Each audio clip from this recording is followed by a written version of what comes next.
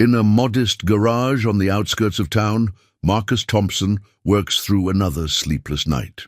His weathered hands move with practiced precision over metal and composite materials, crafting something extraordinary. By day, he's a maintenance technician, struggling to make ends meet for his young daughter. But in these quiet hours, he's pursuing a dream born from a chance encounter with Sarah Chen, a former principal dancer whose career was cut short by a devastating accident. What begins as a simple act of kindness, building custom prosthetic legs for a stranger, evolves into something neither of them expected. Could two broken lives, brought together by fate and determination, find wholeness in each other? Before we jump back in, tell us where you're tuning in from. And if this story touches you, make sure you're subscribed, because tomorrow I've saved something extra special for you. Dawn breaks over the city as Marcus Thompson's ancient pickup truck rumbles into the Riverside Apartments parking lot. The maintenance logbook sits heavy in his lap, its pages dog-eared and annotated with careful precision, a testament to the way he approaches everything in life. 6 years of fixing other people's problems are recorded in that worn notebook, each entry a reminder of the thin line he walks between staying afloat and sinking beneath the surface.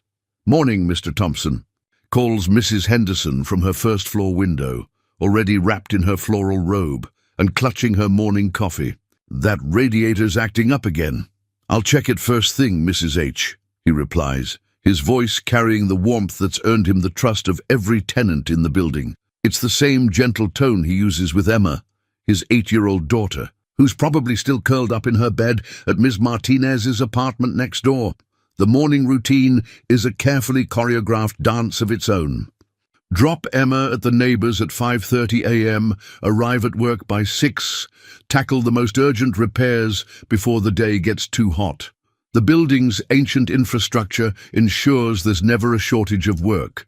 Leaky pipes, temperamental heating systems, stubborn garbage disposals.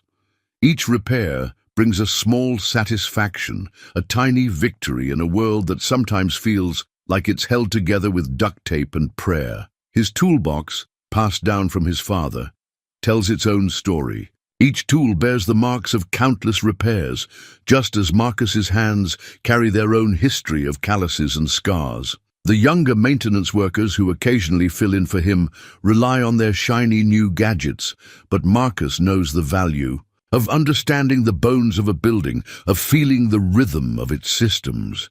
By mid-morning, the sun streams through the dusty windows of apartment 4B, where Marcus repairs a stuck window while stealing glances at his watch. Emma's school starts at 8:30, and Ms. Martinez always sends him a text when she drops her off. The message comes right on schedule. Emma safe at school, ate all her breakfast, still talking about that dance class. The dance class. Marcus's chest tightens at the thought. Emma had seen the flyer at school, beginning ballet Tuesday afternoons. The look in her eyes when she showed it to him still haunts him. $30 per lesson might as well be $3,000, when every spare penny goes toward keeping their small apartment warm and the cupboards somewhat full. During his lunch break, Marcus retreats to his basement workshop, a space carved out among the building's water heaters and electrical panels. Here, among the spare parts and tools, he works on his side projects, the little repairs and custom jobs that bring in extra cash.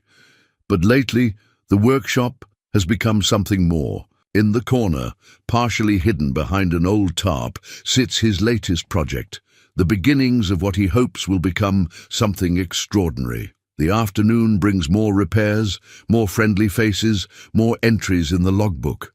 Mr. Chen in AFC needs his sink unclogged. The Patel family's AC unit is making that strange noise again. Through it all, Marcus moves with quiet efficiency, each task a step closer to picking up Emma from after-school care. When evening finally arrives, Marcus finds Emma waiting at Ms. Martinez's, homework spread across the kitchen table. Her dark, girls falling across her math worksheet. "Daddy!" she exclaims, launching herself into his arms. "Can you help me with fractions and guess what?" Jenny said her mom might know someone who could help me take dance lessons. Marcus holds her tight, breathing in the familiar scent of her strawberry shampoo. We'll figure something out, princess, he says, knowing he'll spend another night in the garage, working on projects that might make her dreams possible. But first, those fractions aren't going to solve themselves. Later, after Emma's asleep, Marcus will return to his workshop.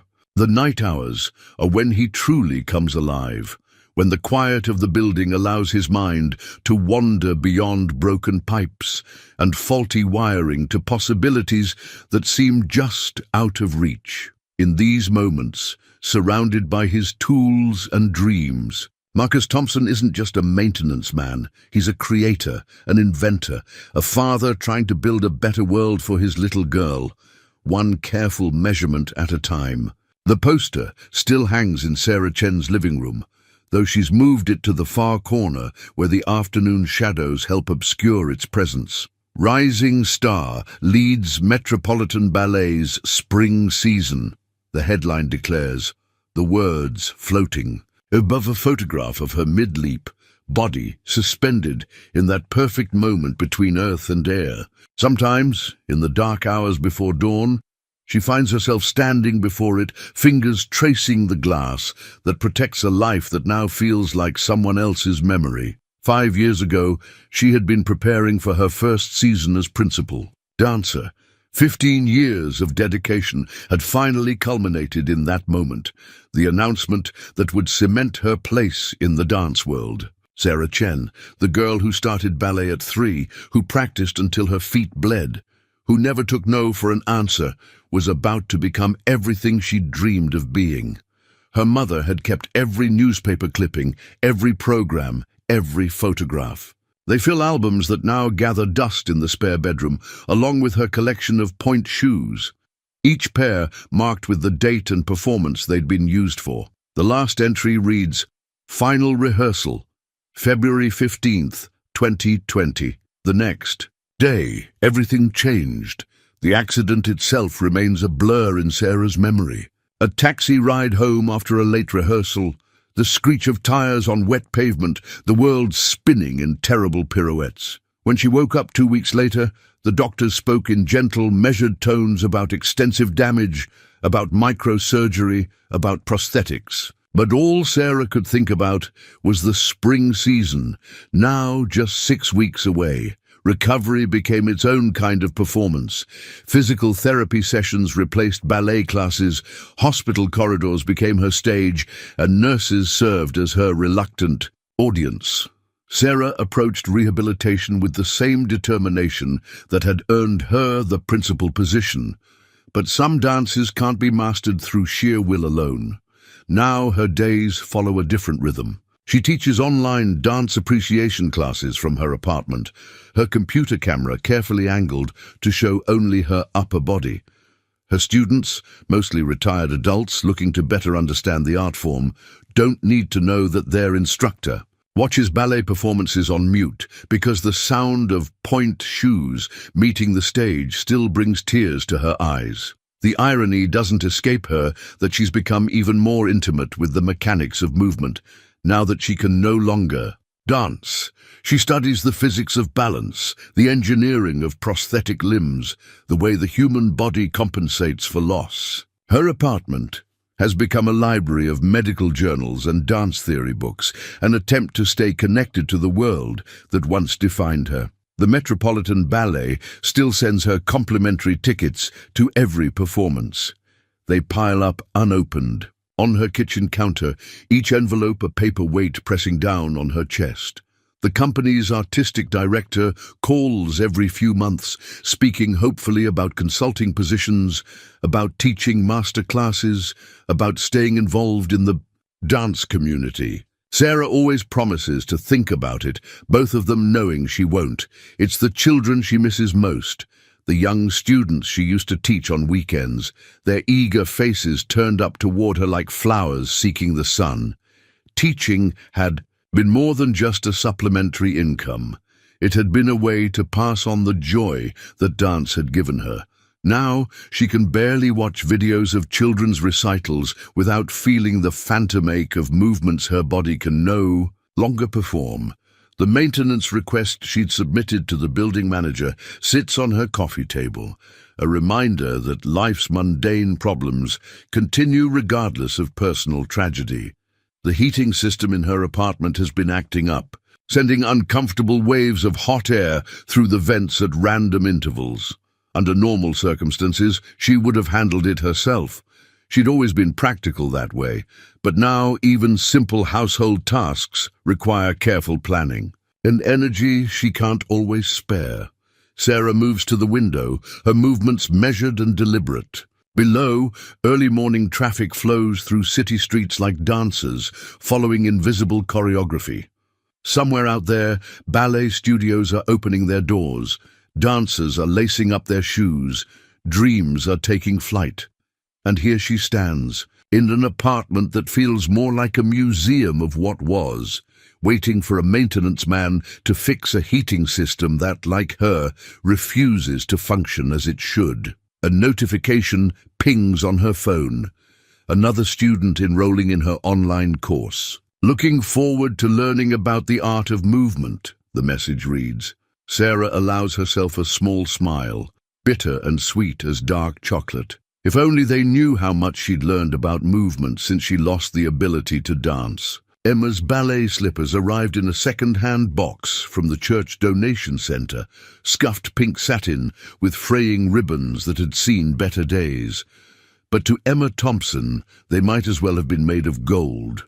She wore them everywhere, to breakfast, to bed, even trying to sneak them to school until Marcus gently explained why proper shoes were necessary for third grade. "Daddy, look!" She twirled in their small living room, arms raised in what she imagined was perfect ballet form. Jenny showed me first position and second. Her feet shuffled awkwardly on the worn carpet, but her face shone with pure joy. Marcus watched from the doorway, toolbox in hand, his heart performing its familiar dance between happiness and helplessness. The shoes had been free, but proper. Lessons remained a distant dream. Still, he couldn't help smiling at her enthusiasm. "Beautiful princess, maybe we can look up some videos online to help you practice."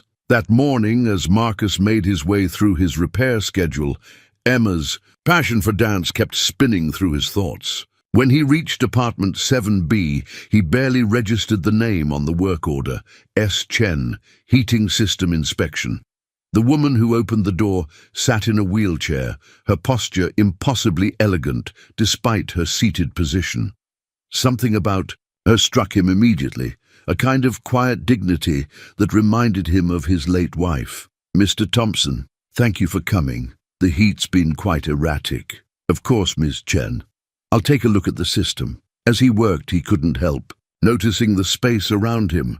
Dance posters adorned the walls, and a bookshelf held volumes about ballet and anatomy. But it was the photograph on the side table that caught his eye, a younger version of Ms. Chen in mid-performance, defying gravity itself. "You're a dancer," he said before he could stop himself. "Was," she corrected softly. Then, perhaps, seeing. Something in his expression, she added. "I teach dance appreciation now. Online classes." Marcus thought of Emma's second-hand slippers, of her makeshift ballet studio in their living room. "My daughter, she dreams of dancing, can't afford proper lessons, but she practices every chance she gets." Something shifted in Sarah's expression, a spark of interest breaking through her careful reserve. "How old is she?" 8. She wears these old ballet slippers everywhere. Probably breaks every rule of proper dance, but her heart's in it. Sarah wheeled herself to her desk, opened her laptop. "The heating system. Is it fixed?" "Yes, just needed some adjustment to the—" His voice trailed off as she pulled up. "A video of a ballet class. This is my beginner's course. It's mostly for adults, but—" She paused, seemed to be weighing something in her mind. "If your daughter would like to learn the basics, the proper positions, maybe I could—" "We couldn't." "Afford—" "No charge," Sarah's voice was firm. Sometimes teaching is its own reward. Besides, it would be nice to have a young student again. That evening, when Marcus told Emma about the offer, her squeal of delight echoed through their small apartment. She hugged her ballet slippers to her chest, dancing around the room. "A real teacher, Daddy, a real ballet teacher." They arranged for Emma to visit Sarah's apartment after school twice a week, during the hour before Marcus finished his maintenance rounds. Through the partially open door, Marcus would sometimes pause to watch their lessons. Sarah, despite her wheelchair, demonstrated arm positions with graceful precision, explaining the French terms with patient enthusiasm. Emma absorbed everything like a sponge, her natural exuberance tempered by a growing understanding of dance's disciplined beauty. But it was the moments between instructions that caught Marcus's attention. The way Sarah's face softened when Emma mastered a new position, the gentle corrections delivered with encouraging smiles, the shared laughter when Emma's enthusiasm sent her spinning off balance. In those moments, something more than dance was being transmitted between teacher and student, something that made Sarah's wheelchair seem less like a barrier and more like just another part of the dance. The basement workshop came alive at midnight, when the building above fell silent and Marcus could focus on the sketches spread across his workbench. His newly borrowed medical textbooks sat open beside engineering manuals, their pages marked with dozens of colored tabs, the margins of his drawings filled with calculations and notes, load-bearing ratios, stress points, flexibility requirements. Each detail represented another piece of the puzzle he'd committed himself to solving. The idea had come to him during one of Emma's lessons, watching Sarah demonstrate a port de bras. Despite her wheelchair, her upper body moved with such fluid grace that he could almost see the missing movements her legs would have made. That night, he'd started researching prosthetic limbs, beginning with basic designs and working his way through to cutting-edge prototypes. "Daddy, why are you drawing legs?" Emma had asked one morning, finding his sketches on the kitchen table. He'd been careless, too tired from another late night of research to properly hide his work. Marcus pulled his daughter close, considering how to explain. "Remember how Miss Chen told you about ballet dancers rising up on their toes?" Emma nodded eagerly. "Well, I'm trying to help her dance again, but it's our special secret, okay? Like when we surprised Mom with breakfast in bed on her last birthday." Emma's eyes widened with understanding, then narrowed with determination. "I won't tell. Promise." She studied the drawings with new interest. "They look like robot legs, but pretty." "That's exactly what I'm going for, Princess." Marcus smiled, realizing his daughter had captured in simple words what he'd been struggling to achieve, a fusion of functionality and grace. The technical challenges were daunting. Standard prosthetic legs weren't designed for the extreme demands of ballet. He needed to create something lighter, more responsive, capable of supporting both fluid movement and explosive power. His research led him through countless medical journals, engineering forums, and dance anatomy texts. Every spare dollar went into materials, high-grade aluminum, carbon fiber composites, specialized joints. He took extra repair jobs on weekends, fixed neighbors' cars in the evening, sold his old motorcycle, the one luxury he'd kept from his pre-fatherhood days. The financial strain showed in subtle ways: store-brand cereals instead of Emma's favorite kinds, longer intervals between haircuts, one more patch on his work boots. The first prototype took shape slowly, built in stolen hours between his regular duties. Marcus applied the same meticulous attention he gave to the building's infrastructure to each component. His hands, accustomed to fixing practical problems, learned to shape materials with an artist's sensitivity. The legs needed to be more than functional. They needed to be an extension of Sarah's artistic expression. Some nights, when fatigue made his vision blur, he questioned his audacity. Who was he? A maintenance man with no formal engineering training to attempt something medical professionals spent years perfecting, But then he'd remember Sarah's face when she watched Emma dance, the mixture of joy and loss in her eyes, and his determination would return. Emma became his unexpected assistant, sitting on a tall stool in the workshop after homework, handing him tools and asking questions that often made him see problems from new angles. "If Ms. Chen wants to spin like in Swan Lake," she'd ask, "won't she need the legs to turn super smooth?" Such observations led to crucial refinements in his design. The project consumed his thoughts during the day. He found himself studying the way people walked, the subtle shifts of weight and balance that most took for granted. During Emma's lessons, he paid careful attention to Sarah's instructions about movement and weight distribution, mentally translating her artistic knowledge into engineering requirements. One night, working late on a particularly challenging joint mechanism, Marcus discovered Emma had fallen asleep on his old workshop couch, her ballet slippers still on her feet. As he carried her upstairs to their apartment, she stirred slightly. "Daddy," she mumbled, "when Miss Chen can dance again, will she be happy like in her picture?" Marcus thought of the photograph in Sarah's apartment, of the joy captured in that moment of flight. "I hope so, Princess," he whispered.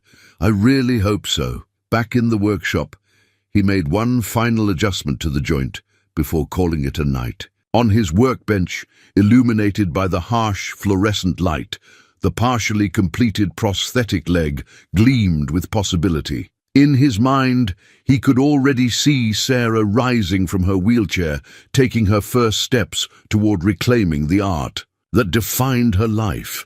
Whether his vision would become reality remained to be seen, but for now, in the quiet of his underground workshop, anything seemed possible. The stack of overdue notices on Marcus's kitchen counter grew taller each week, their red final warning stamps becoming a familiar sight. The building's new management company had brought changes that reached far beyond simple paperwork. Cost-cutting. Measures meant reduced maintenance budgets, shorter repair windows, and the constant threat of outsourcing to cheaper contractors. "We're streamlining operations," the regional manager had explained during their morning meeting, his crisp suit at odds with the dusty maintenance office. "Your position isn't being eliminated, but we are requiring all staff to be certified through our corporate program. The training costs will be deducted from your monthly pay." Marcus had done the math during his lunch break, adding another column to his already complex financial juggling act. The certification would cost 3 months' worth of prosthetics materials. His evening repair jobs barely covered rent, and Emma's basic needs as it was. The weight of it all hit him that evening, as he stood in the grocery store, calculating whether he could stretch their food budget by another week to cover the certification's first installment. His phone buzzed. A text from Emma's after-school program coordinator, "Payment reminder for this month's fees." Across town, Sarah faced her own professional crisis. Her online dance appreciation course enrollment had dropped by half after a competing program launched with younger, able-bodied instructors. The review that hurt most came from a former student. "While Ms. Chen clearly knows ballet, it's difficult to fully engage with someone who can't demonstrate the movements being discussed." She sat in her apartment, staring at her laptop screen, until the words blurred. The heating system, recently fixed by Marcus, hummed steadily, a sound that now reminded her of both stability and change.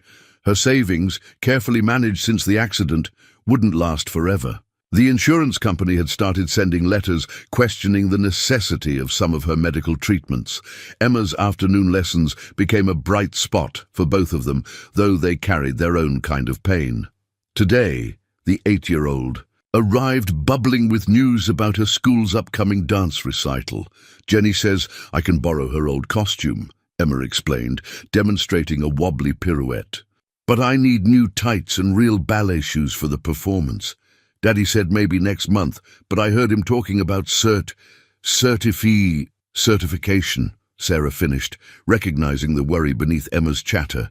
She'd seen Marcus's tired eyes, noticed how his work uniform looked more worn each week. The same pride that drove him to excel at his job kept him from accepting help or admitting struggle. That evening, as Marcus made his maintenance rounds, he found an envelope. Had been slipped under the workshop door. Inside was a pair of new ballet shoes, sized perfectly for Emma, with a note in Sarah's elegant handwriting. "Every dancer needs proper tools. Please let me do this small thing." He stood there holding the shoes, emotions warring inside him. The same pride that made it hard to accept help reminded him of the prosthetics taking shape beneath the tarp in the corner, his own attempt at giving someone the tools they needed. The final blow came late that night. The workshop's overhead light flickered and died as Marcus worked on a crucial joint assembly. When he went to replace it, he found a notice taped to the electrical box: "Basement workspace to be converted to storage. Clear out by end of month." Upstairs, Emma slept peacefully, her new ballet shoes placed carefully beside her bed. She'd been practicing her steps for hours, delighting in the proper support and grip they provided. Marcus watched her from the doorway, his mind racing through alternatives. The prosthetics were maybe 2 months from completion. If everything went perfectly, if he could find another workspace, if he could somehow afford the remaining materials. Sarah, he too lay awake in her apartment, her computer open to a half-written email declining to teach the next semester's online course. On her screen, another window showed research into prosthetic limb innovations, a topic that had increasingly consumed her late-night hours. She'd recognized the mechanical drawings visible on Marcus's workbench during Emma's lessons, had seen the hope and determination in his tired eyes. Now, as her own professional world contracted, she found herself increasingly drawn to understanding the technical aspects of movement she'd once taken for granted. The discovery happened on a Tuesday evening, during what should have been another routine lesson with Emma. Sarah had arrived early to the basement workshop, where they'd relocated their sessions after the apartment's heating had acted up again. The space smelled of metal shavings and hope, a scent Sarah had come to associate with Marcus's quiet competence. "Hello?" she called out, wheeling herself into the familiar space. "Emma must be running late from school." The workshop lights were on, but no one answered. Sarah was about to leave when a draft caught the edge of the tarp in the corner, lifting it just enough to reveal a gleam of polished metal. Her hands moved automatically, pulling her wheelchair closer. Something about that metallic shine called, to her, familiar yet strange. When she lifted the tarp's edge, the breath caught in her throat. There, laid out on the workbench with the precision of a surgeon's instruments, were the components of prosthetic legs. But unlike any she'd seen, during her rehabilitation, these were different, lighter, more elegant. The joints were engineered with a dancer's range of motion in mind. The carbon fiber components curved, like the lines of a graceful arabesque. Scattered around them were dozens of technical drawings, each marked with meticulous notes in Marcus's distinctive handwriting. "Ms. Chen!" Emma's voice from the doorway startled Sarah so badly she dropped the tarp. "You're not supposed to... Daddy said it was a secret." Marcus appeared behind his daughter, tool belt still around his waist, his face a complex mixture of emotions. "Emma, honey, why don't you go upstairs and start your homework? Ms. Chen and I need to talk." After Emma reluctantly departed, silence filled the workshop. Sarah's fingers gripped her wheelchair's arms, knuckles white with tension. "How long?" she finally asked, since about a month after Emma's lessons started. Marcus moved to the workbench, carefully folding back the tarp to reveal his project. In full. "I know I should have asked, should have told you, but I wasn't sure I could actually do it, wasn't sure I had the right." "The right to what? To give me false hope?" Sarah's voice cracked on the last words. "Do you know how many doctors, how many specialists told me I'd never dance again? I've read their reports." Marcus gestured to a stack of medical journals on his desk. "I've studied every paper I could find on prosthetic limbs and dance biomechanics. I'm not trying to promise miracles, Sarah. I'm just trying to give movement back its music." The phrase, so similar to something she used to tell her students, struck her deeply. Sarah wheeled closer to the workbench, really looking at the design now. Her trained eye recognized elements she'd never seen in traditional prosthetics, flex points that would allow for proper turnout, ankle assemblies designed for releve, carbon fiber patterns that mimicked the natural lines of a dancer's legs. You did all this? A maintenance man with no medical training? A maintenance man who spent 20 years understanding how things work, how they move, how they break, and how they can be fixed. Marcus picked up one of the joint assemblies. Every building has its own rhythm, its own balance points. The human body isn't so different, just more complex, more beautiful in its engineering.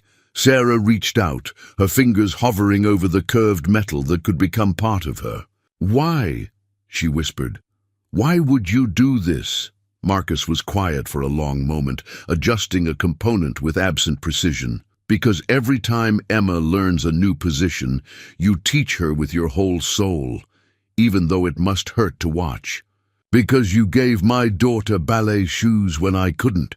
Because sometimes fixing things is about more than just making them work again.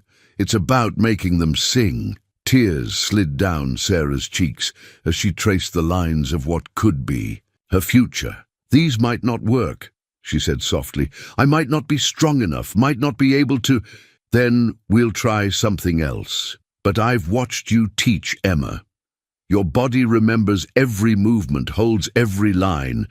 These legs won't make you a dancer again, Sarah. You never stopped being one." The failed prototypes accumulated in a corner of the workshop, each one a lesson written in metal and carbon fiber. Sarah had taken to spending her evenings there, her wheelchair pulled up to the workbench beside Marcus, her dancer's knowledge, transforming his technical understanding into something more nuanced, more alive. "The ankle joint needs more lateral flexibility," she explained, demonstrating the motion with her hands. "In a proper releve, there's a moment of adjustment, a micro-movement that helps maintain balance. Without that," she gestured to the latest prototype, which had buckled during testing. Marcus nodded, already sketching modifications.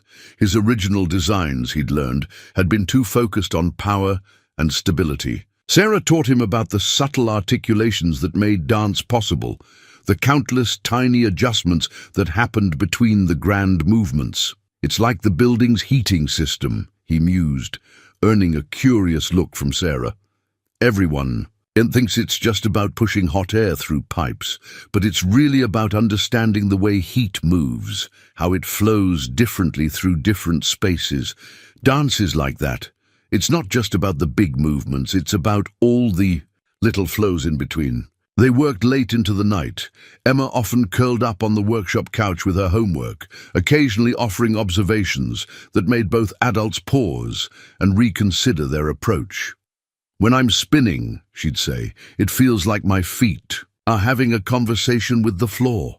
Such insights would send Sarah and Marcus back to the drawings, trying to engineer that conversation into metal and composite. The challenges seemed endless. Each solution revealed new problems. Each breakthrough led to unexpected complications. The prosthetics needed to be lightweight enough for quick movements, but strong enough to support landing from jumps.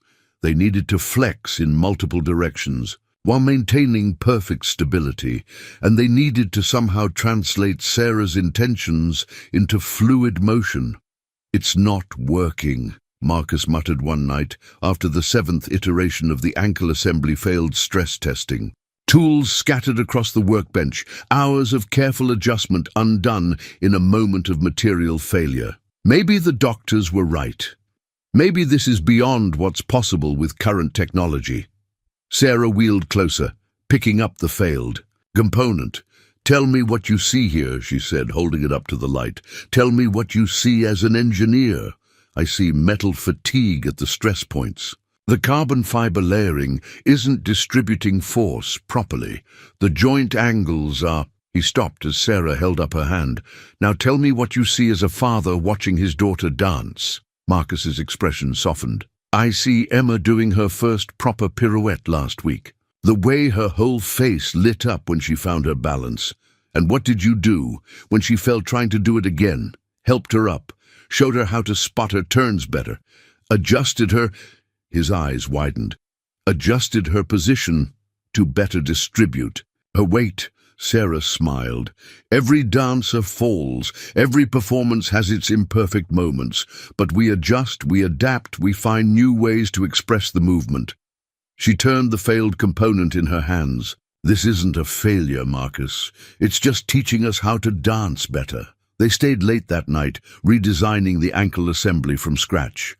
Sarah demonstrated movements with her hands, explaining the subtle weight shifts and balance points that years of dance had ingrained in her muscle memory. Marcus translated these insights into technical solutions, his maintenance man's understanding of systems and structures merging with her artistic knowledge. Emma watched them work. Her math. Homework forgotten. It's like you're dancing together, she observed sleepily. Daddy does the steps and Ms. Chen does the music. The comment lingered in the air between them, carrying meanings neither was quite ready to explore. Instead, they focused on the work, on the precise measurements and careful adjustments that might make the impossible possible. But something had shifted, like a dancer finding a new balance point, like a mechanism finally clicking into place. When the revised ankle assembly held under testing the next evening, their shared triumph felt like more than just a technical victory. Sarah's eyes shone as she watched the joint move through its full range of motion, responding with the kind of fluid precision she remembered from her dancing days. It's listening, she whispered. It's actually listening to what the movement wants to be. The old family photo album sat on Sarah's lap, its edges worn smooth from years of handling. Emma leaned against her wheelchair, eyes wide as she studied a photograph of a young woman in a maintenance uniform. Her dark curls exactly like Emma's own. "Your mom was a maintenance worker too?" Emma asked, looking up at Marcus, who stood quietly by the workbench. "That's how we met," he answered softly. "She could fix anything, taught me half of what I know about building systems. Carmen always said problems were just puzzles waiting to be solved." He smiled at the memory, though Sarah noticed the sadness lingering in his eyes. Is that why she went away? To solve puzzles somewhere else? Emma's question hung in the air, heavy with unspoken grief. Marcus knelt beside his daughter, gathering her close. "No, sweetheart. Remember what we talked about? Mom got very sick, and sometimes the doctors can't." His voice caught. Sometimes. There are puzzles that can't be solved. Sarah watched them, her heart aching for this little family. She'd wondered about Emma's mother, had seen the ghost of loss in Marcus's careful parenting, in the way he sometimes looked at Emma as if memorizing every detail of her face. "She would have loved watching you dance," Marcus continued, brushing Emma's curls back from her face. "She used to say that maintaining a building was like a dance, every system moving in harmony, every repair a step in a bigger performance." Emma brightened at this connection. "Like what you're building for Miss Chen. Mom would have helped, right?" "She definitely would have," Marcus agreed. "Probably would have solved the ankle assembly problem in half the time." Sarah wheeled closer, turning to another page in the album. "Tell me more about her," she said gently. "I'd like to know the woman who helped shape the man who's trying to help me dance again." As Marcus shared stories about Carmen, Sarah noticed how the tension gradually left his shoulders. He spoke of their early days working together, of Carmen's brilliant problem-solving mind, of her dedication to understanding how things worked. The photos tracked their history. Carmen pregnant with Emma, Carmen teaching a toddling Emma to use a plastic wrench, Carmen in a hospital bed still smiling despite the illness that would take her just months later. The last thing she made, "Me promise," Marcus said, his voice barely above a whisper, "was that I'd never stop fixing things that mattered. Said it wasn't just about maintaining buildings, it was about maintaining hope." Emma had dozed off on the workshop couch, her new ballet shoes still on her feet. Sarah found herself sharing her own story, telling Marcus about the family pressure to become a doctor like her parents, about choosing dance instead, about the lonely years of proving herself on stage. "After the accident," she continued, My parents wanted me to move back home, to let them take care of everything.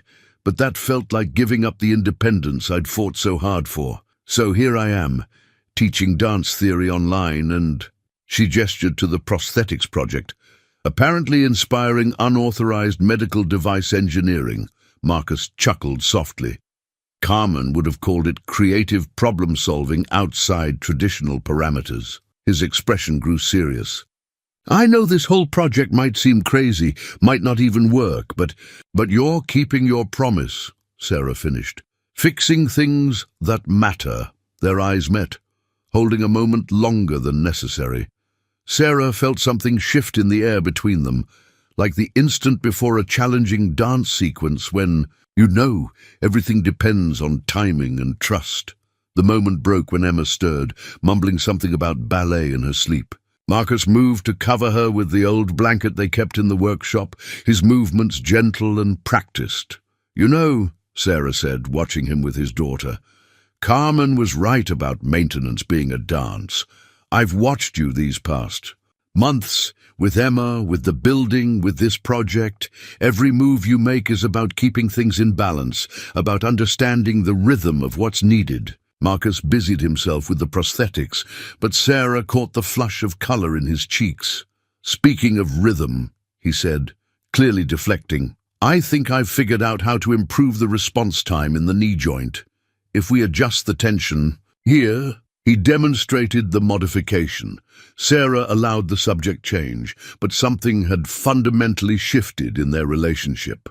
As they worked late into the night, their technical discussion punctuated by shared glances and comfortable silences, she realized that perhaps they were all engaging in a kind of maintenance, maintaining hope, maintaining dreams, maintaining the delicate balance between past and future, between loss and new beginnings. Marcus set up the video camera with trembling hands, trying to maintain his professional composure. The workshop had been transformed. Safety mats borrowed from Emma's school gymnasium covered the floor, parallel bars salvaged from a closing. Physical therapy office stood ready, and the latest version of the prosthetics gleamed under the fluorescent lights. "We don't have to do this today," he said, watching Sarah examine the legs with an expression he couldn't quite read. "If you need more time, 5 years." Sarah replied softly, running her fingers along the curved metal that mimicked a dancer's cuff. 5 years is enough time. But he noticed how her hands shook slightly as she touched the prosthetics that could change everything. They'd prepared meticulously. Sarah's physical therapist had reviewed the designs, suggesting modifications for optimal muscle engagement. They'd practiced the attachment process dozens of times, perfecting the sequence of movements needed to secure the prosthetics properly. Still, nothing could fully prepare them for this moment. "Ready?" Marcus knelt beside Sarah's wheelchair, the camera recording every moment for later analysis. She nodded, and they began their carefully choreographed routine. The attachment process was intimate in ways neither had anticipated. Marcus's maintenance man's hands, usually so sure with tools and machinery, moved with extraordinary gentleness. As he helped Sarah secure the prosthetics, each click of a fastener echoed in the quiet workshop like a heartbeat. "How do they feel?" he asked, checking the final connections. Sarah closed her eyes, concentrating on the sensation. "Like possibility," she whispered. Then, more practically, "The right one feels a bit tight near the top." Marcus made the adjustment, his movements precise and respectful. They'd developed their own language over the past months, a blend of technical terms and dance vocabulary that helped bridge the gap between what was and what could be. "Okay," Sarah said finally, gripping the parallel bars. "Let's dance." Marcus positioned himself beside her wheelchair, ready to assist. This part they'd rehearsed mentally dozens of times. The transfer, the initial weight-bearing, the first attempt at standing. But rehearsal was one thing. Reality was another. Sarah pushed herself up, arms trembling with effort. For a moment, she hung suspended between sitting and standing, between past and future. Marcus stood close, his hands hovering near but not touching her, respecting her need to do this herself while ensuring her safety. The prosthetics responded exactly as designed, the joints flexing and adjusting to distribute her weight. Sarah's face showed intense concentration as she found her balance point, the same expression Marcus had seen when she demonstrated complex dance positions to Emma. "The alignment feels good," she managed through gritted teeth. "The response. And time in the ankles. It's better than we hoped." Then slowly she began to straighten up. Marcus watched in awe as years of dancers' training asserted itself, her posture automatically adjusting, her core engaging, her body remembering what it meant to stand tall. The camera recorded it all, Sarah's first full standing position. In 5 years, the way she tested her weight distribution, the moment she released one hand from the parallel bars to touch her face, brushing away tears. "Marcus," she breathed, "I'm standing." He wanted to share her joy, to celebrate this victory, but his engineer's mind was already noting details for improvement. The slight delay in the left knee's response, the way the right ankle could use, a fraction more lateral support. Then Sarah smiled at him, really smiled, and all technical observations fled his mind. In that moment, she wasn't his project or his challenge. She was simply Sarah, a dancer, finding her way back to the light. They worked for another hour, Sarah taking tiny steps between the bars, Marcus documenting the prosthetics' performance while providing steady encouragement. When she finally settled back into her wheelchair, exhausted but glowing, they watched the video footage together. "Look at that pivot point," Marcus noted, pausing the playback. "We can improve the transition if we adjust the—" Sarah touched his arm, stopping him. "Marcus." Her voice was soft but firm. "For just a moment, can we not think about improvements? Can we just appreciate this miracle?" He looked at her then, really looked at her, and saw what he'd been missing in his focus on technical perfection. Sarah's eyes shone with a light he'd never seen before, a combination of triumph and possibility, and something else he wasn't quite ready to name. "Emma's going to be sorry she missed this," he said finally, his voice rough with emotion. "No," Sarah smiled, squeezing his hand. "This was right. Just us. Just this first step. There will be many more steps. Many more. Moments for Emma to see. This one," she looked at their joined hands, "this one was ours." The eviction notice arrived on a Thursday morning, its official letterhead stark against the workshop's cluttered desk. Marcus read it 3 times, each word landing like a physical blow. "Workshop space to be cleared within 48 hours. All contents to be removed. Non-compliance will result in disposal of remaining items." He looked around the space that had become so much more than a maintenance workshop. Sarah's wheelchair left subtle marks on the floor near the workbench. Emma's drawings decorated one wall, sketches of her father building magic legs, of Sarah dancing again. The prosthetics themselves lay half-assembled, so close to their final refinements. The building's new management company had sold the basement space to a storage company. No exceptions, no extensions, no negotiations.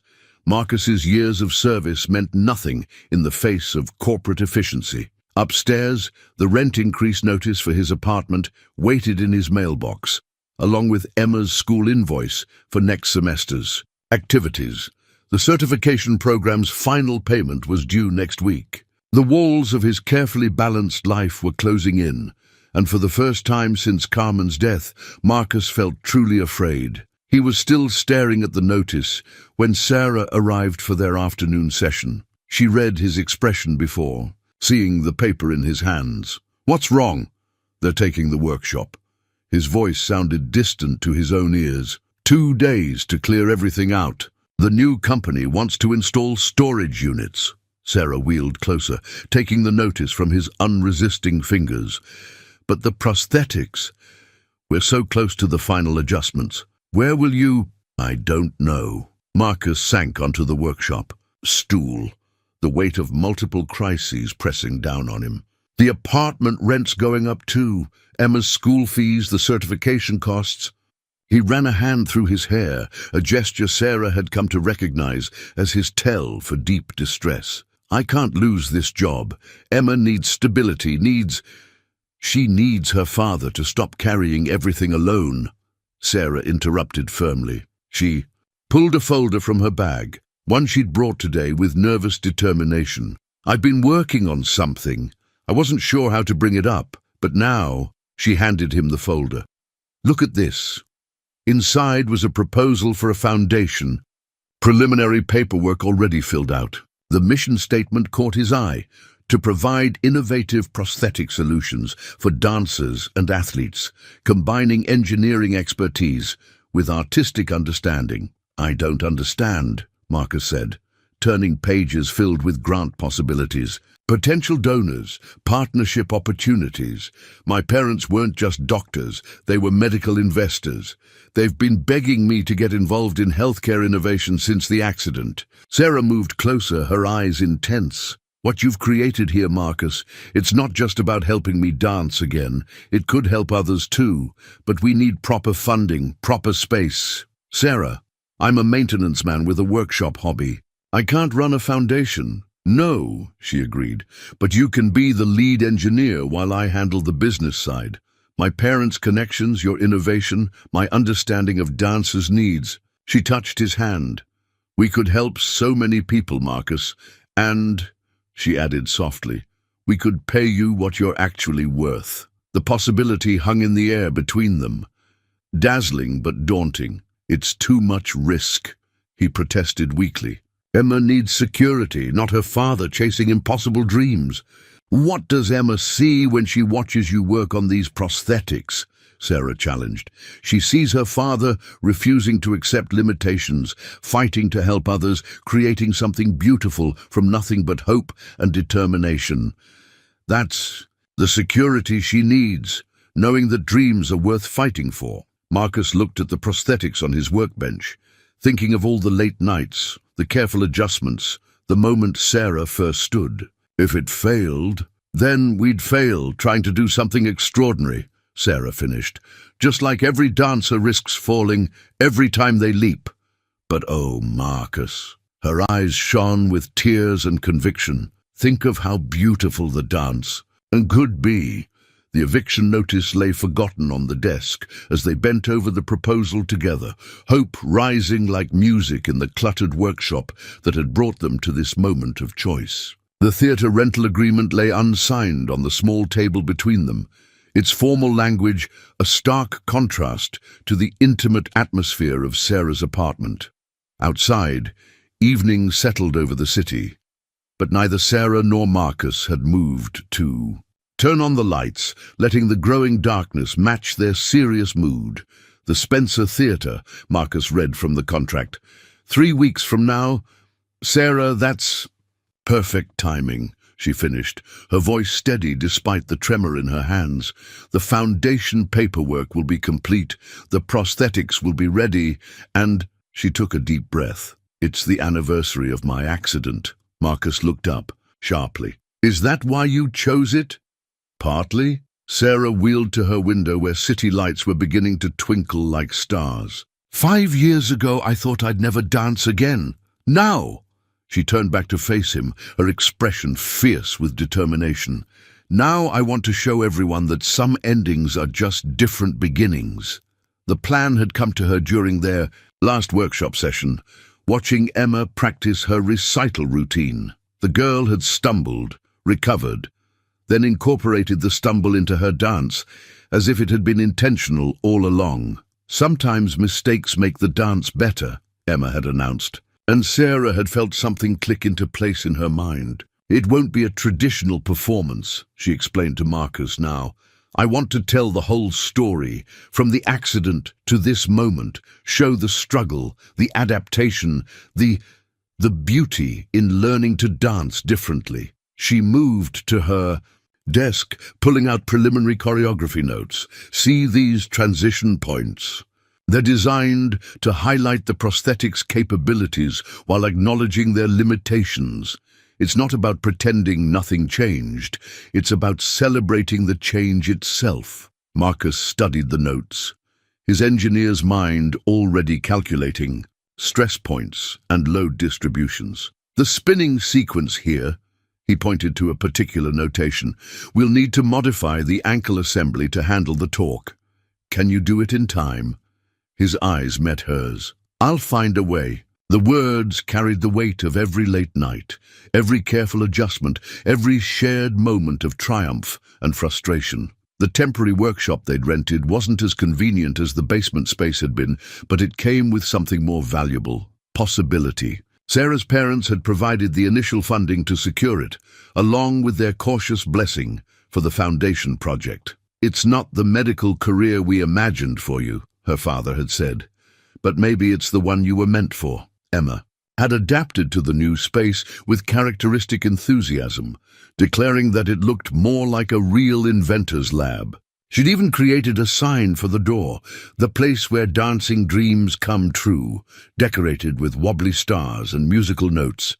We should invite everyone, Emma declared now, bursting into the apartment with her ballet bag. Mrs. Henderson says she's never seen real ballet, and Mr. Patel from 5C said he'd bring his famous samosas and— Slow down, princess, Marcus laughed, but Sarah was already nodding. She's right.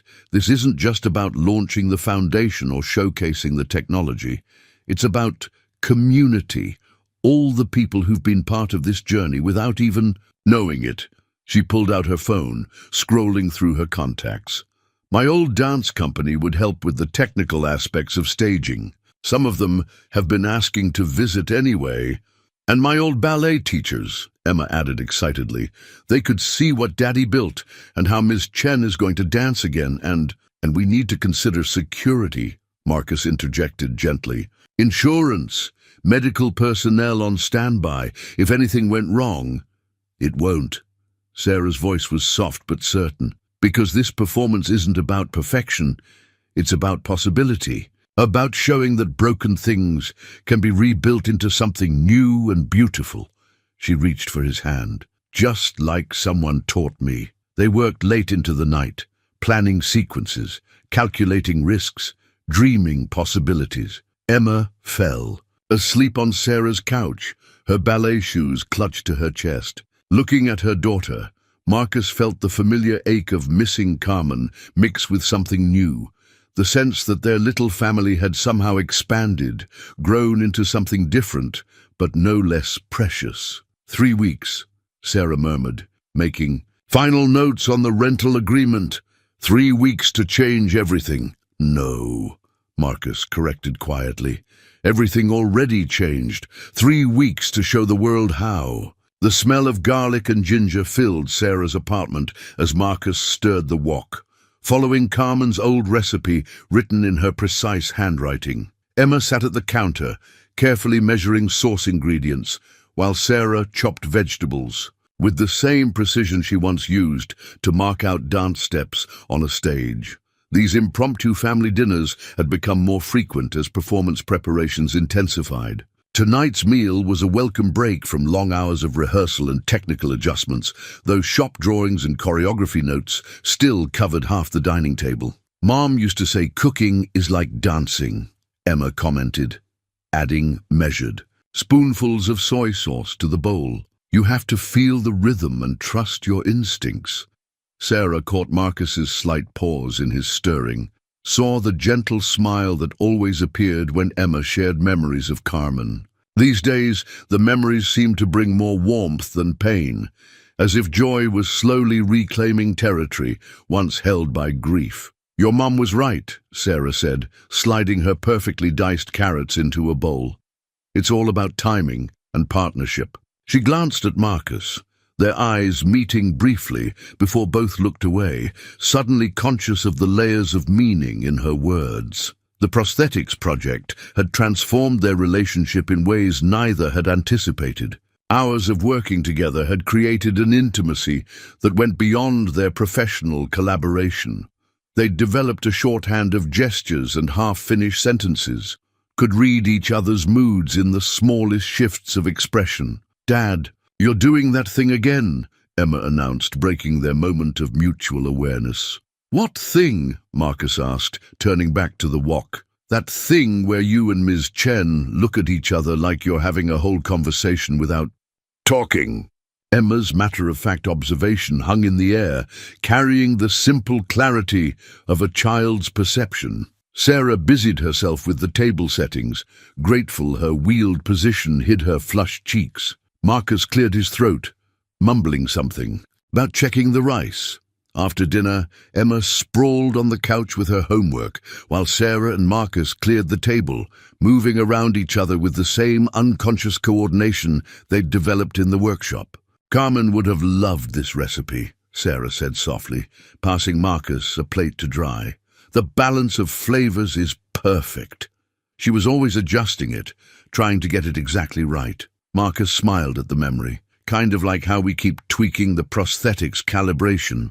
"Is that why you became a maintenance man? Because you like getting things exactly right?" Marcus considered this as he dried another plate. "Partly, but mostly because I like making things work better, fixing what's broken." He paused, choosing his words carefully. "After Carmen died, that became even more important.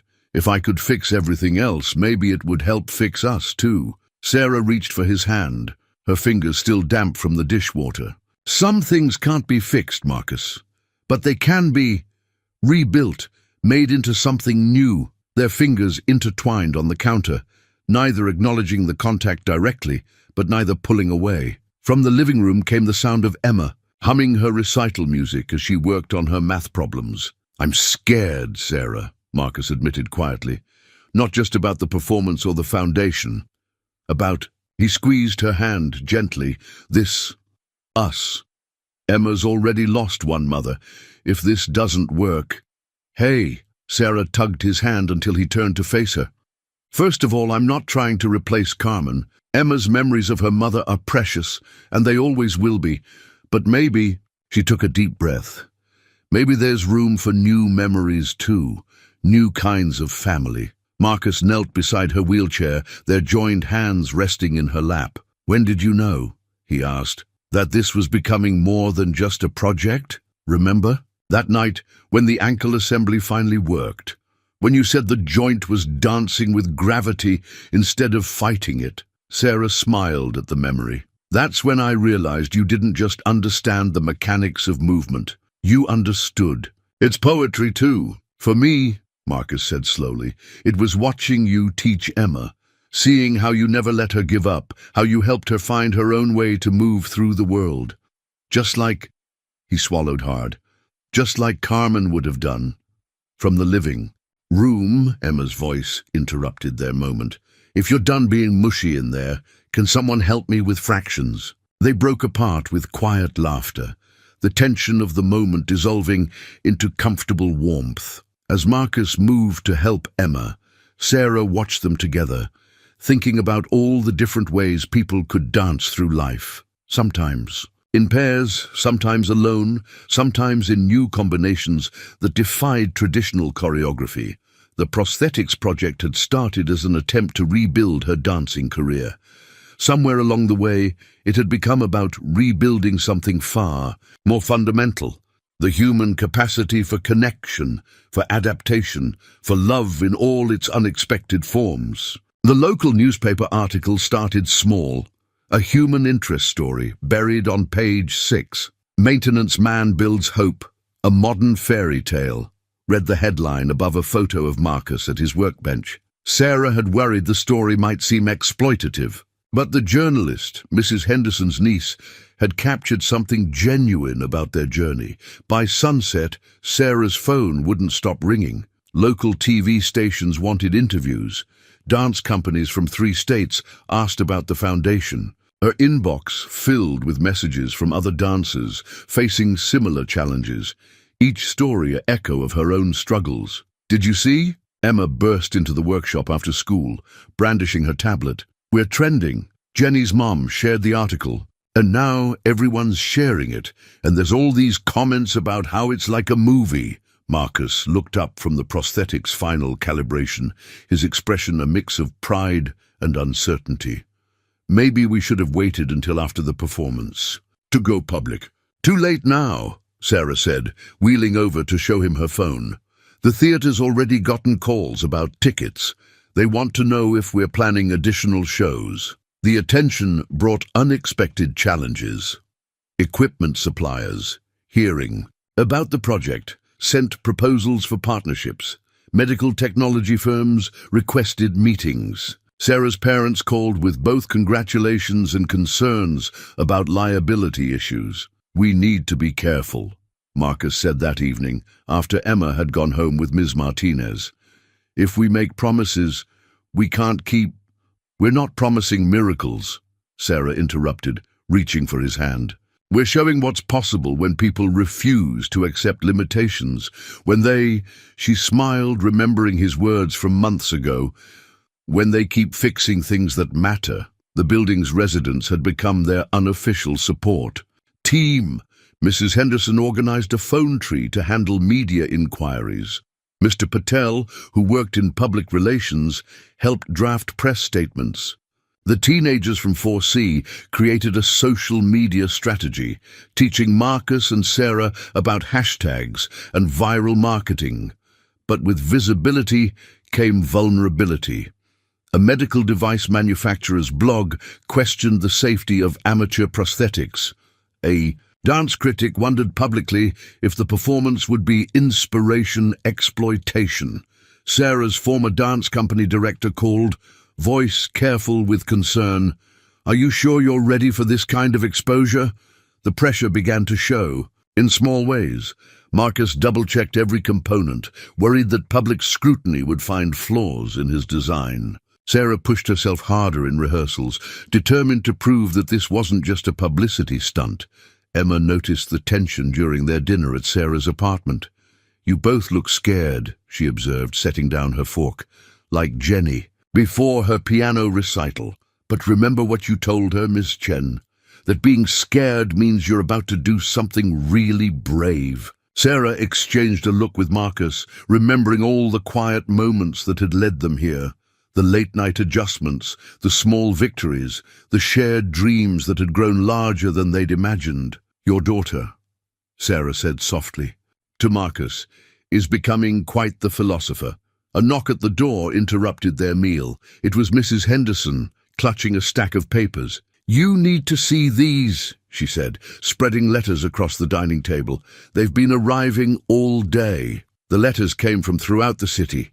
From dance students and their parents, from people with prosthetics, from engineers and artists and dreamers of all kinds. Each expressed the same essential message.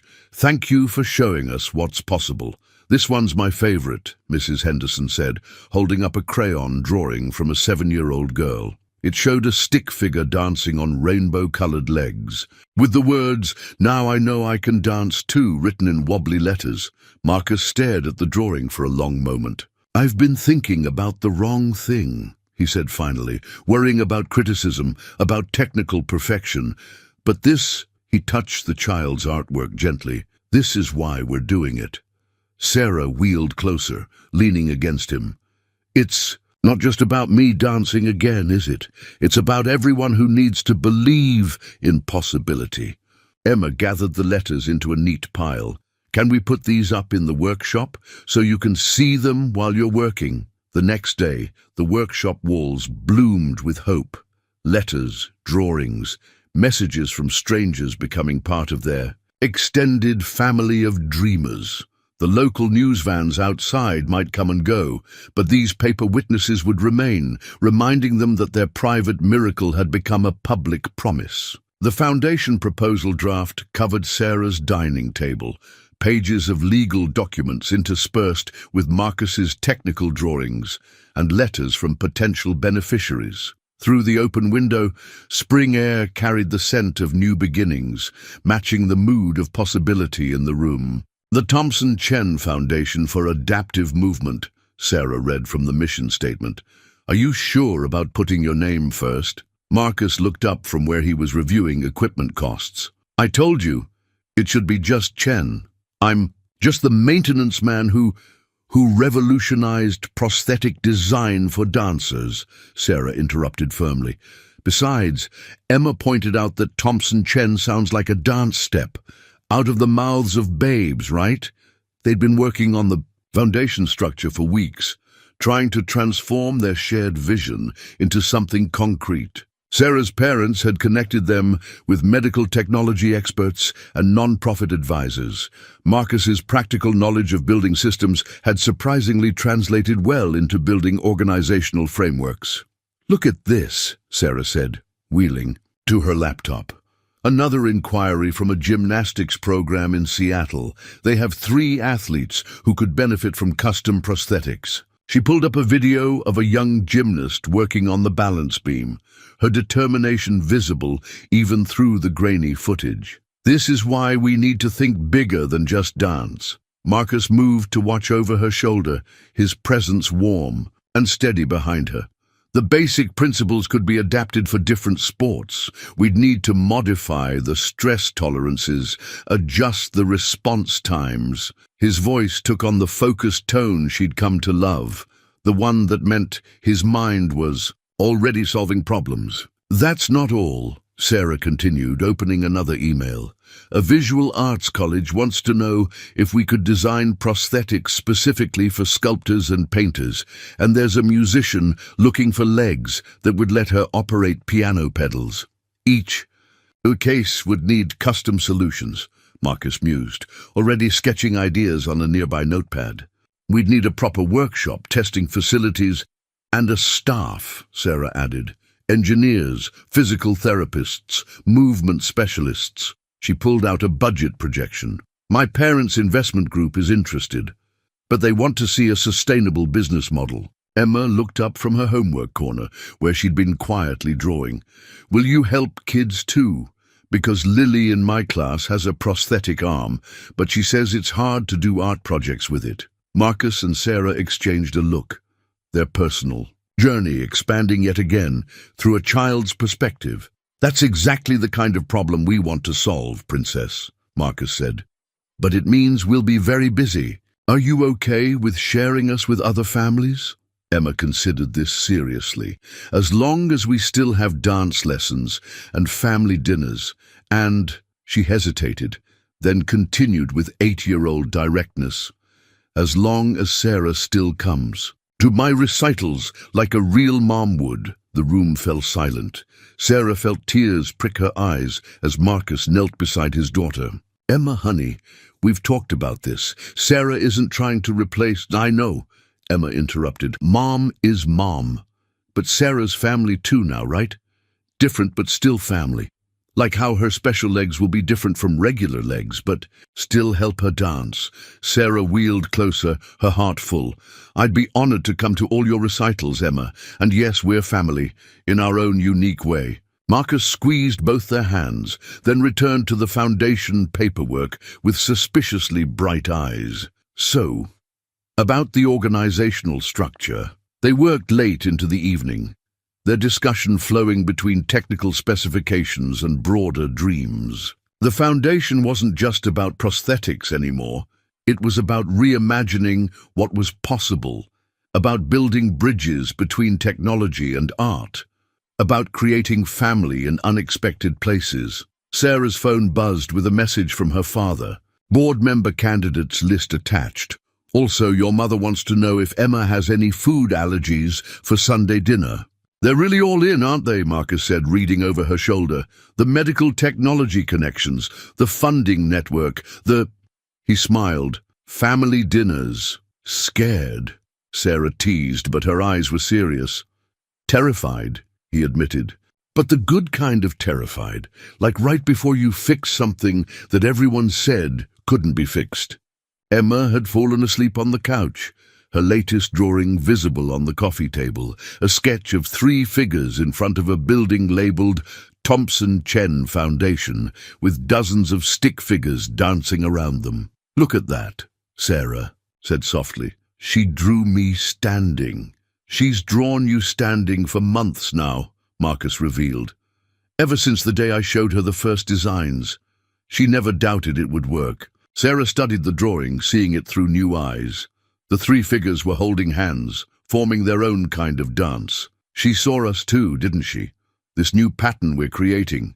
In work, in life, in love. Smart kid, Marcus murmured, bending to kiss Sarah's temple. Must get it from her mother. Then, after a thoughtful pause, all of her mothers. The Spencer Theatre's rehearsal space hummed with focused energy 1 week before the performance. Sarah moved through her warm-up routine as Marcus made minute adjustments to the prosthetics, their practice choreography of preparation as intimate as any pas de deux.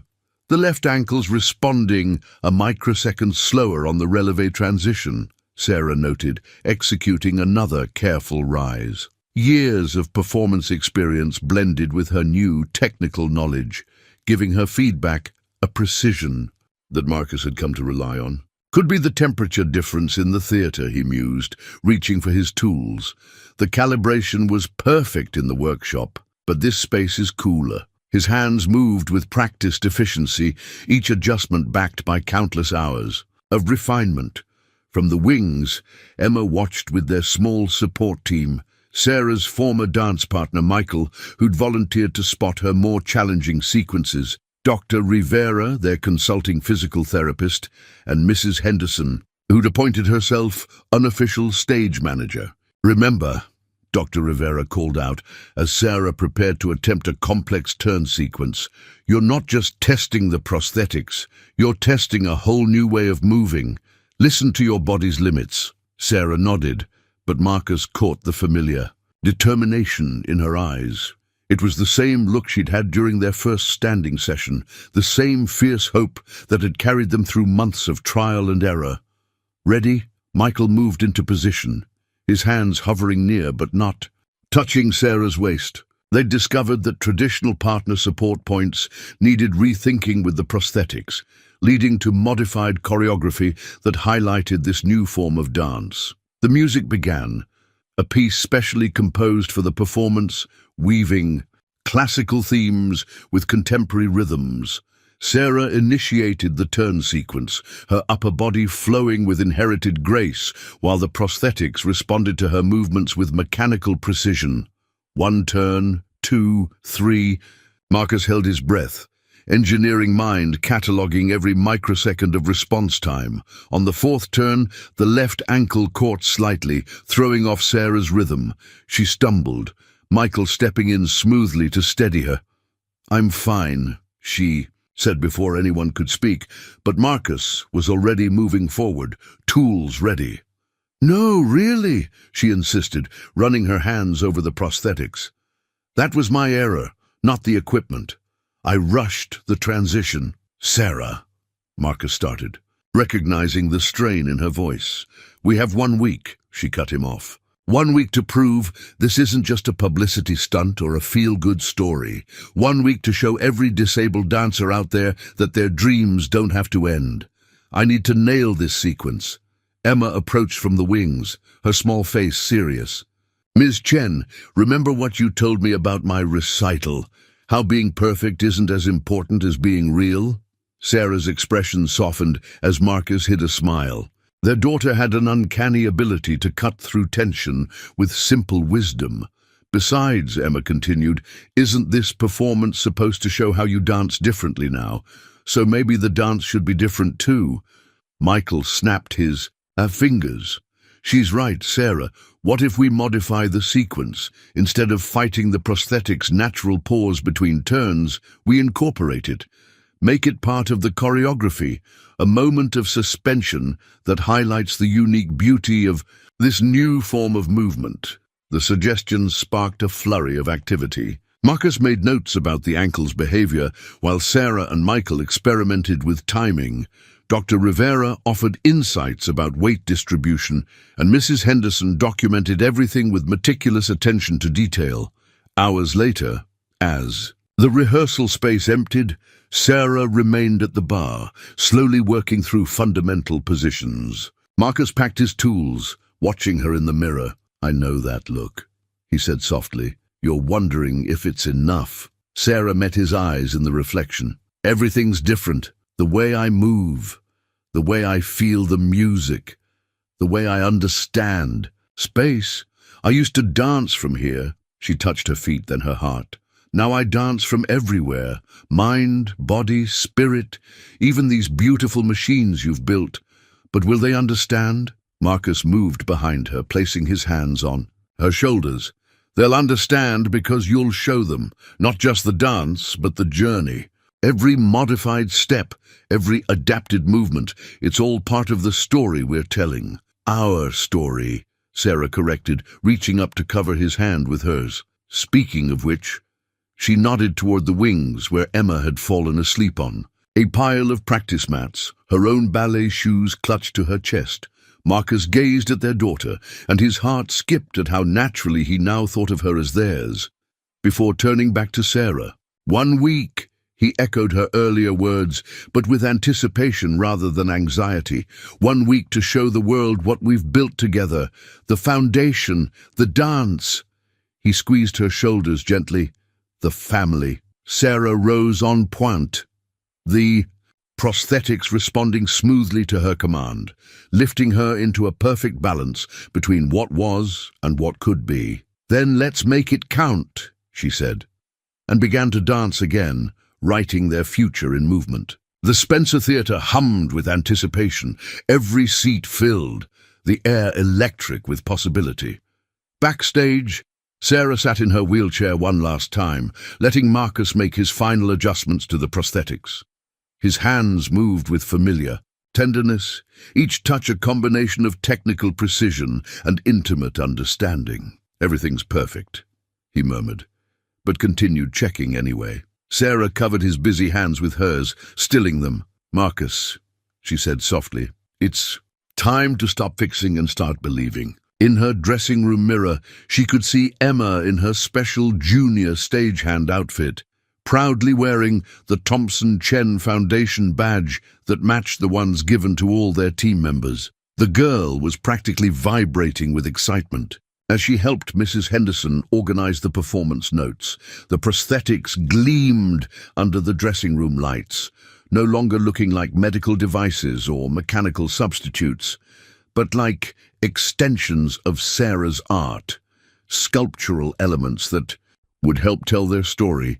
Marcus had outdone himself with the final design, incorporating subtle dance-inspired curves that made them look less like assistive devices and more like works of art.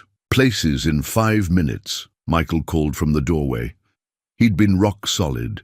Through rehearsals, adapting his partner work to complement Sarah's new way of moving.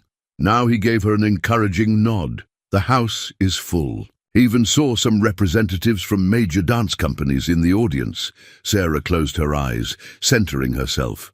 When she opened them, she found Marcus watching her with that look that still made her heart skip. Part wonder, part pride, all love. Ready? He asked. Ready. The transition from wheelchair to standing had become smoother with practice, but tonight it felt particularly significant. As Sarah rose, supported briefly by Marcus before finding her balance, she felt the weight of every moment that had led them here, every late night in the workshop, every failed prototype, every small victory. The theatre lights dimmed. From the wings, Sarah could see Emma clutching Mrs. Henderson's hand, both of them teary-eyed already. Dr. Rivera stood ready with the medical team, though his expression showed more excitement than concern.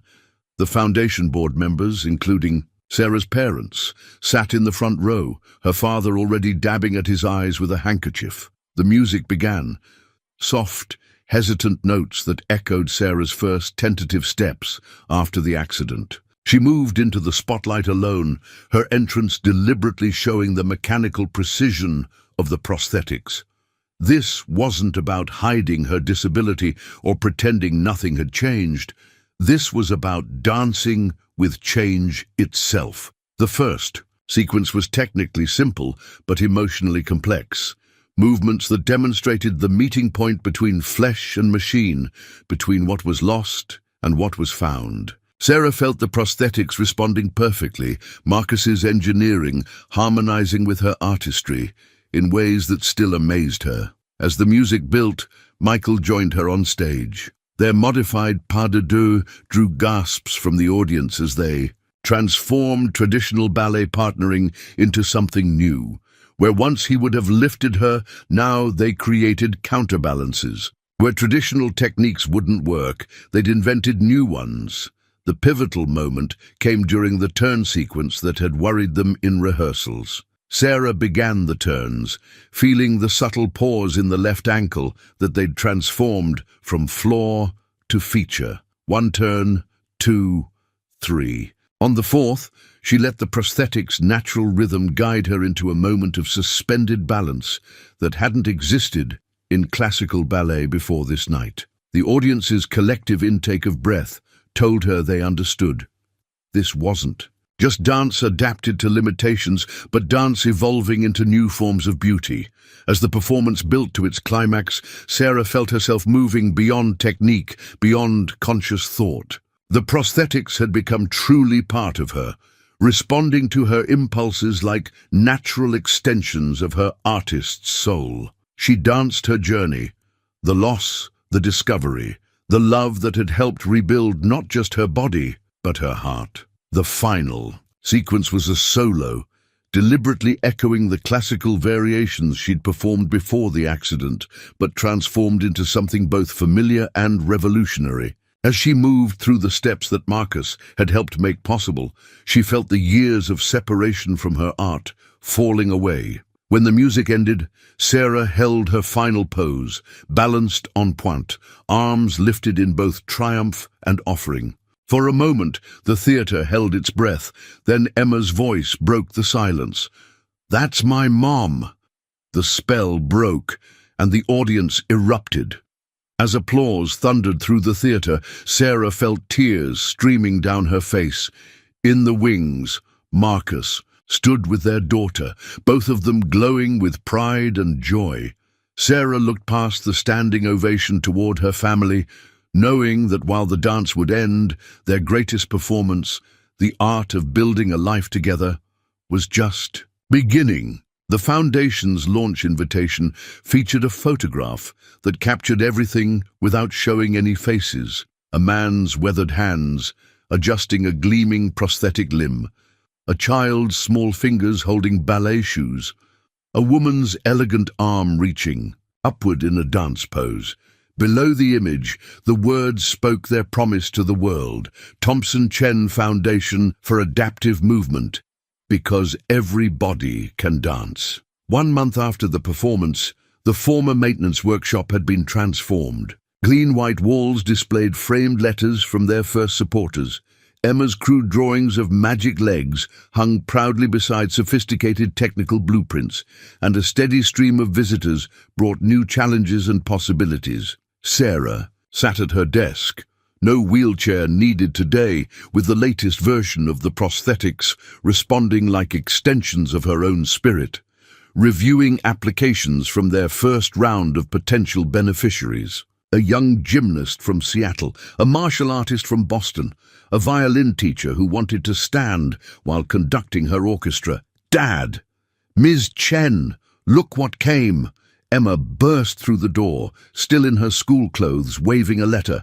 "I got the lead in the summer dance program, and—" She paused dramatically.